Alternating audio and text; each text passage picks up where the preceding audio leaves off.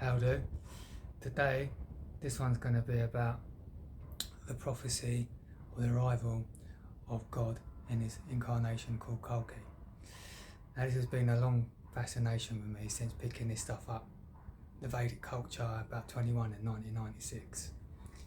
And when you come to being brought up to speed in spirituality, like a lot of other people who's listening to this have probably come to realise and know about the prophecy of Kalki, or in bringing in the Krita Yuga, the Golden Age. So being brought up to speed to these facts.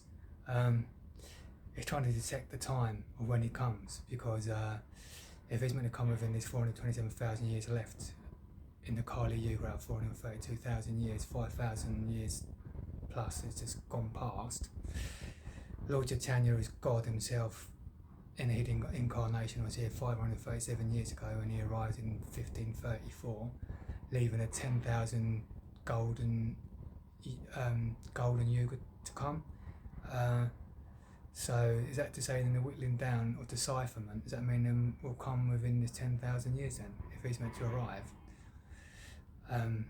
You tell me, what do you think? Because it seems to me, is it about we sort out the Krita Yuga amongst us, the people here, the natives across the countries, per country, to bring Krita Yuga administrations into our countries where there's 33 wars at the moment and conflicts going on, the remaining countries to bring a Krita Yuga per country by the natives' will to close down their governmental systems, to bring it to Krita Yuga.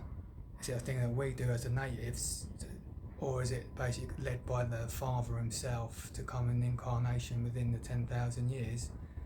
I don't know. You see what I mean? Or do we, as I say, we bring it in, and then within the 10,000 years towards the end, he comes in to keep up the Golden Yuga. So it's basically just a Kali Yuga in numbers, not actually in symptoms of the effect, cause and effect that we're living under now because of the governmental systems of Kali Yuga being monetary, banking, legal systems, which keep us in a Kali Yuga, working 48 weeks in a job, so we're enslaved, and a 4-week holiday. So we are enslaved to this situation, because it's about, to me, Krita Yuga is, and always was, the Krita Yuga is the first penitentiary, the heaven on earth, or Santana Dharma, which is to say that it's the original way of how we live, where like we were free, and it's the working class, or the Nirvana system, the Sudra, which is most people, the legs of the world, were freed, so we become as free as the rich. We ain't slave to money for 48 weeks with a 4-week holiday. As I go on other vlogs about, we time share the duties, 39-13. 13 was why 4 people giving everyone 39 weeks back. You know, when they're just mundane, key working jobs, not the careers, where you might do 26 weeks or 39 weeks in your dharma, your career. You see, you're happy in what you're doing, but for the rest of the mundane key working jobs around all the key working careers, we're freed. This is what, to me, is what is going to be happening. I'm here, I believe, and I know I am, is to bring this forward as one of his devotees, and lay this foundation forward in clear speak, and cutting through the nonsense and get straight down to it, which this is what I am doing. It fascinates me still to know when and if and when he is going to arrive, because he will, but how? Is it in 10,000 years? Because 537 years have gone by so far, and there's no Krita Yuga in any country. So how many more years does it go on? Or is it 400? Was it later on that he arrives? All I know is that we can make this happen ourselves, and that's in all due respect to the prophecies going on. For me, I don't believe in having to be under an enslavement of fallen orders of systems for God to arrive. All due respect, why not be in a diva heavenly host of a system between all of us as natives, and then he arrives, say, as how we push things to go forward, as a way between one another. See what I'm saying? In the foundations of laying down the way between one another. Hear what I'm saying on this, because it's a really interesting sort of time and circumstance that we find ourselves. Because I can see by a lot of voting systems that I know, well, I don't know, but I know America and UK, we're the biggest third in our country. So wouldn't that be step one in the fortification that's been broken, that we've beaten on?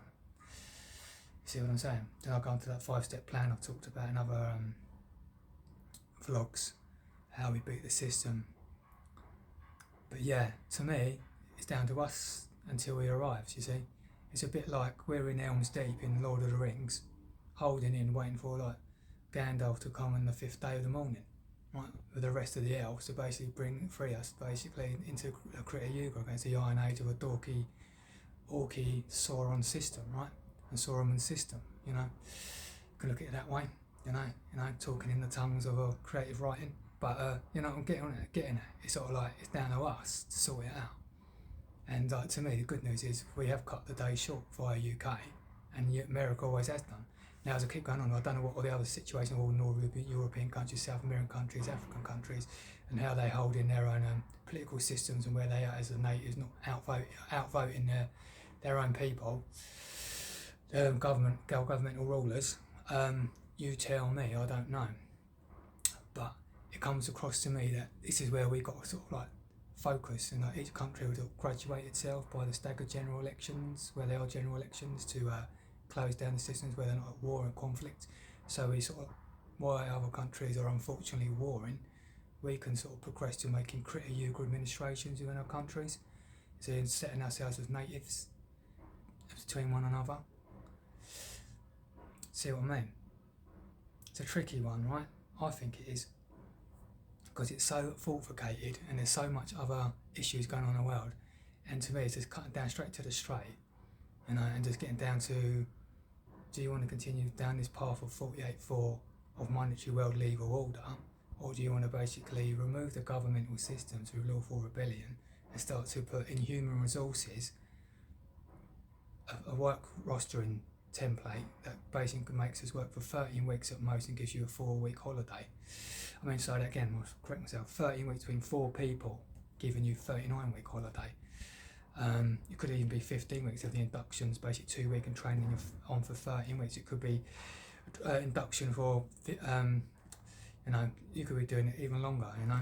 It could be like you're inducted for like 3 weeks and then, you know, you're on for 13 weeks. It's still giving you roughly like 36 weeks or something, and more that you're ever going to get in this world of 4-week holiday.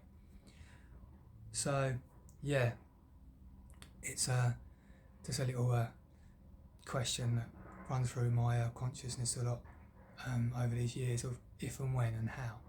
And I think I've cracked it to say that it's time sharing is the essence of Bhakti Yoga on a secular level. What Bhakti Yoga sense is that we time share between one another.